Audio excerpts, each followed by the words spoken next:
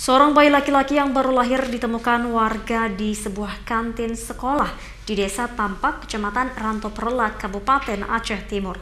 Bayi ini diduga dari hasil hubungan gelap dan sengaja dibuang oleh orang tuanya. Bayi ini pertama kali ditemukan oleh salah seorang pelajar sekolah Madrasah Ibtidaiyah saat hendak masuk sekolah.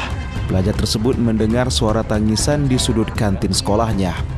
Setelah didekati, ternyata suara yang didengarnya berasal dari seorang bayi. Pelajar tersebut kemudian memberitahukan kepada warga dan selanjutnya melapor ke Polsek Ranto Perlak. Selanjutnya, bayi tersebut dititipkan di UPTD Ayum Mata Dinsos Aceh Timur untuk dirawat. Wadi Fatimah, Kepala UPTD Ayum Mata, mengatakan bayi tersebut diasuh sementara hingga menemukan calon orang tua asuh atau cota yang memenuhi kriteria sesuai aturan.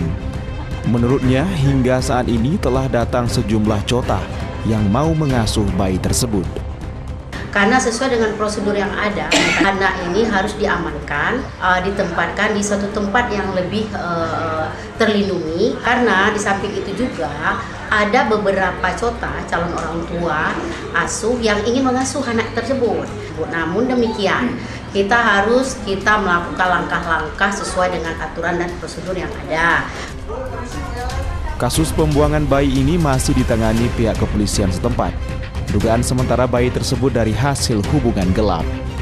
Dari Kabupaten Aceh Timur, Ismail Abda, iNews melaporkan.